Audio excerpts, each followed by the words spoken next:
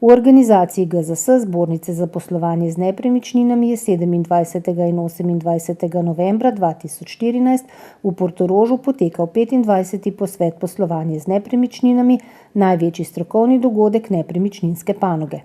Več kot 150 udeležencev, zanimive teme in predavatelji so tudi letos poskrbeli za konstruktivno razpravo.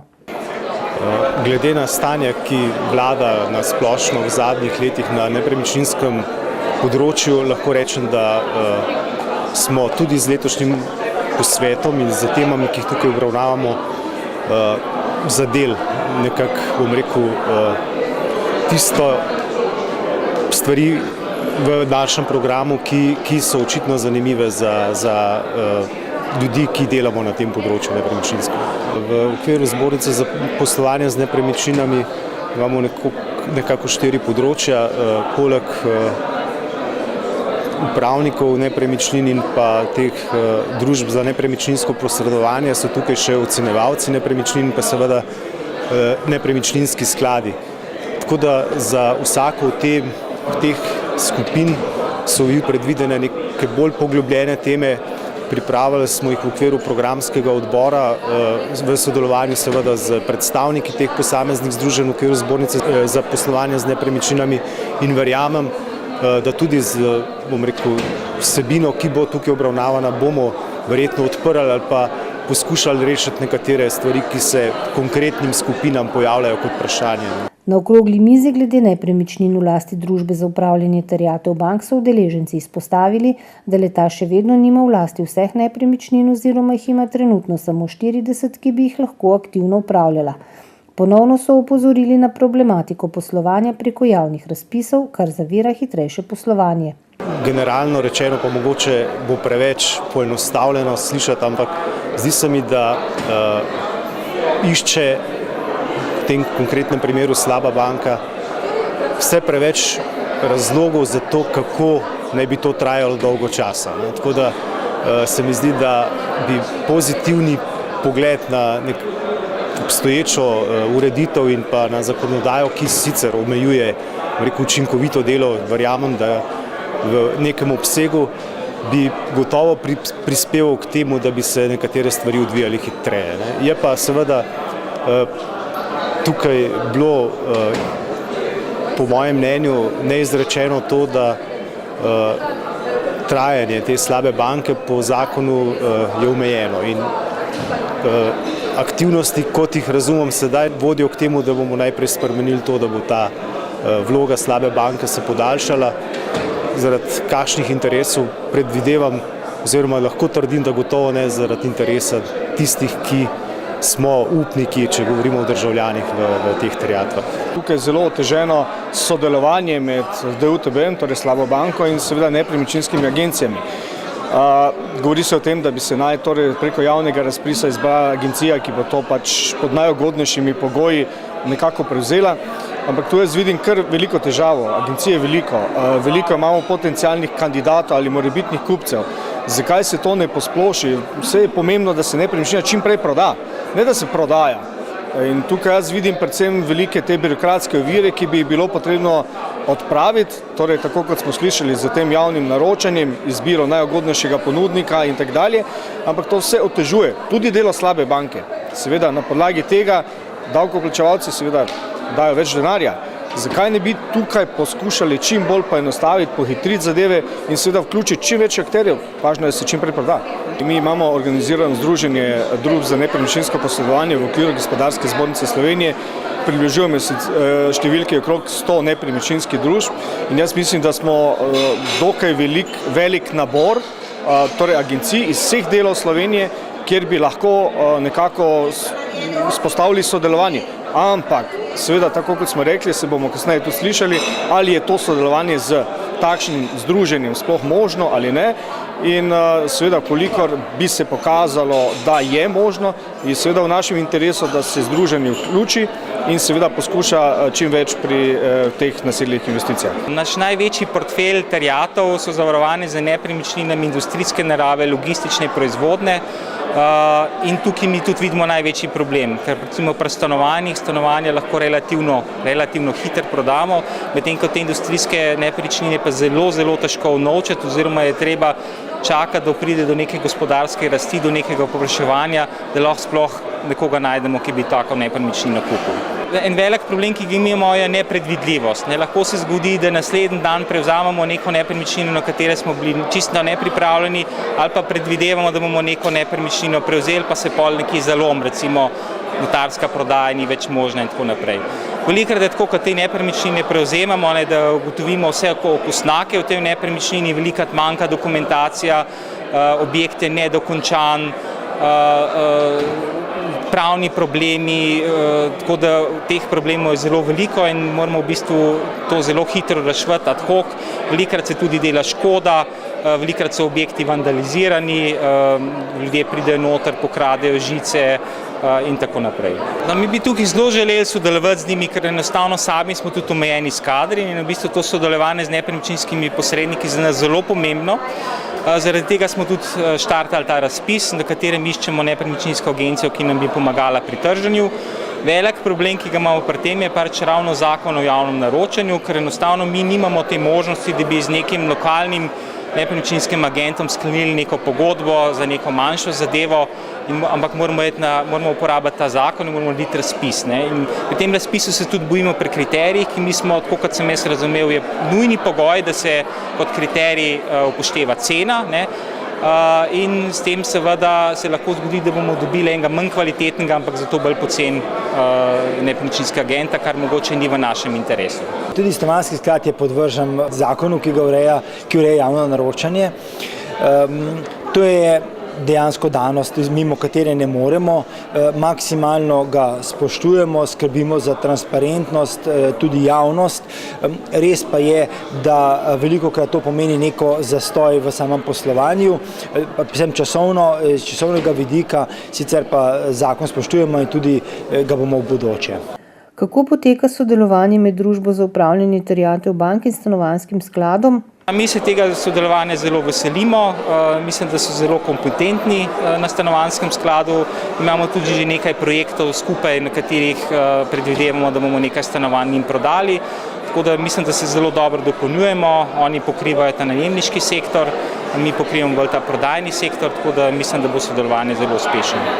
Torej zaenkrat je na potezi dejansko Družba za upravljanje terjatev bank, torej najprej morajo sama pridobiti nepremičnine v last, da jih potem lahko bodisi proda ali pa odda preko stanovanjskega sklada tistemu, ki želi stanovanjsko vprašanje reševati na tak način. Torej, ocenjujem, da bodo same nepremičnine zelo raznolike. Na eni strani poslovne nepremičnine, komercialne, tudi industrijski objekti, ki so nezanimivi za stanovanjski sklad, ker to ni naša strategija. Seveda pa bomo budno spremljali, kaj bo prišlo na trg iz področja torej stanovanj. In če bi ta stanovanja ustrezala našim merilom, to pomeni primerna sobnost za reševanje stanovanjskega vprašanja družin ali pa primerna lokacija, bi stanovanjski sklad bil seveda, imamo interes, da ta stanovanja bodisi torej odkupimo ali pa preko našega modela stroškovnega najema damo na trg v najem. Kako stanje teh nepremičnin ocenjujejo upravljavci nepremičnin? Ocenjujemo, da so verjetno vsaj velika večina teh nepremičnin v relativno slabem stanju, oziroma to stanje se s časom samo slabša.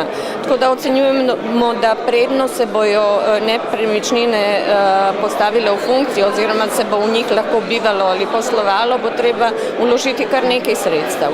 Mi imamo kot upravnik izkušnje z upravljanjem posameznih objektov, v katerih so pa nekatera stanovanja recimo še vedno v stečajnih postopkih ali ne vem, ali tudi na slabo banko prenešena, ampak dejstvo je, da so pa prazna.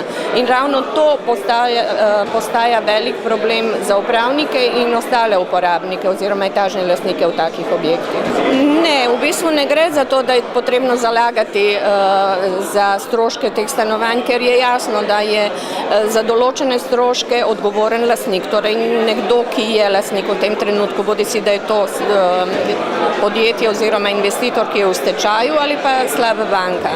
Gre za to, da zaradi tega, ker stanovanja niso v uporabi, nastajajo obratovalni stroški, ki so za druge uporabnike večji. se bo po končanem procesu v Sloveniji razmerje med najemnimi in lastniškimi stanovanji spremenilo. Tak cilj bi morala Slovenija zasledovati. Najemnih stanovanj v Sloveniji je zelo malo, mi smo globoko pod povprečjem Evropske unije in ravno zato se stanovanjski sklad že 2 leti trudi to razmerje spremeniti. Dokazali smo, da je najemništvo lahko varno, prilagodljivo, dolgoročno in pa tudi cenovno zelo ugodno. In to bomo delali tudi v bodoče, torej na način, da oddajamo svoje lastna stanovanja ali pa samo upravljamo najemniško posredovanje, na primer za družbo za upravljanje terjatev bank. Na okrogli mizi je sodeloval tudi predstavnik analitske skupine Skep GZS, ki ocenjuje. Dejansko je v bistvu v Sloveniji izvor krize, torej niso v bistvu nepremičninski boom, ampak je to kombinacija celotne zadolženosti gospodarstva. Tako da bi potencirali nekako to tako kot na Irskem in Španiji, mislim, da tukaj ni za primerjati. Konec koncev DUTB ni lastnik velikega števila nepremičnin, veliko nepremičnin pa je sicer v okviru stečajnih postopkov, ampak to praktično niso samo stanovanjske nepremičnine, to so vsaj pretežno poslovne nepremičnine. Poslovnih nepremičninah so sicer kupci dosti bolj redki, dosti težje je eno stvar prodati, medtem ko pri stanovanjskih nepremičninah vseeno pač ne pričakujem dodatnega popravka cen. Popravek cen je v bistvu glede na leto 2007 še zmeraj relativno visok, torej cene so glede na leto 2007 nižje za okoli 18%. Predvsem so v bistvu padle cene nepremičnin, torej rabljenih stanovanj v Ljubljani, namreč kar za tretjino, tako da lahko v bistvu domnevamo, da nekako razmerje med cenami in najemninami v Ljubljani že doseglo nekje neko pošteno ceno. Nekih dodatnih pritiskov na ceno bodoče ne predvidevam. Podobno kot opažamo v gospodarstvu, da nam manjka kriznih menedžerjev, dejansko tudi tukaj ugotavljamo, da se slaba banka nekako sooča s to težavo, da ne najde morda nekih zasebnih investitorjev, ki bili pač potencialni kupci morda dela tega portfelja in bi naprej nekako razvijali najemni trg. Tukaj imamo neki institucionalni manko, ki ga morda tujci nujno ne morejo zapolniti, ker v bistvu sam segment koncentracije nepremičnin, ki bi jih pač ta potencialni kupec kupil, relativno majhen. Praktično pomeni, nismo tako zanimivi za tuje nepremičninske sklade in tuje vlagatelje, kot mislimo, da smo. Tako da praktično bomo mogli neko svojo lokalno rešitev najti. Ena izmed njih vsekakor bi bila, da bi dejansko bolj spodbujali najemni trg. Slovenci smo namreč pretežni lastniki lastnih nepremičnin, kar 8% vseh nepremičnin imamo v lasti. Povprečje Evropske unije je 60%. In praktično z nekim spodbujanjem razvoja tega trga bi lahko na nek način amortizirali, da tudi padec cen v bodoče ne bi bil takšen, ljudem bi pa dejansko tudi omogočili neko bivanje. Na drugi okrogli mizi o zagotavljanju ustrezne rešitve stanovanjskega problema in oskrbe starejših so se gospodarstveniki strinjali, da mora obstajati več načinov, kako rešiti stanovanjski problem starejših v 3. življenjskem obdobju. Kot možnosti so navedli najem ali nakup oskrbovanega stanovanja s prednostmi ene ali druge rešitve. Trenutni stanovanjski fond pa v večini ne ustreza potrebam starejših in invalidov. Na 3. okrogli mizi so izpostavili probleme glede nedelovanja, neodzivnosti, prelaganja odgovornosti in pomanjkljive zakonodaje z področja tržne in stanovanjske inšpekcije, inšpekcije za okolje in naravo ter inšpekcije za energetiko in rudarstvo. S svojimi argumenti je nastopila tudi Zveza potrošnikov Slovenije. Na posvetu je bila ena najbolj vročih tem energetska izkaznica ob upoštevanju, da še vedno niso sprejeti podzakonski akti, ki bi omogočili izdelavo energetske izkaznice ter njeno oglaševanje. Jaz sem direktor nepremičninskega sklada pokojninskega in invalidskega zavarovanja, ki ima v lasti preko 3000 stanovanj v več kot 600 objektih širom Slovenije. Ti objekti so v glavnem starejši, v teh objektih nimamo nobene ustrezne dokumentacije. In problem pri takih objektih je, da je energetska izkaznica enostavno predraga. Namreč naš zakonodajalec ni sledil direktivi Evropske unije, ker bi bil zavezan, da opredeli referenčne objekte za posamezne vrste stavb in na podlagi teh referenčnih objektov omogoči poenostavljen način izdelave energetske izkaznice. Pač pa so podlegli pritiskom energetikov, zadevo so zelo zakomplicirali metodologija za izdelavo energetske izkaznice pri nas je zelo zahtevna in posledično temu so tudi cene teh izkaznic previsoke.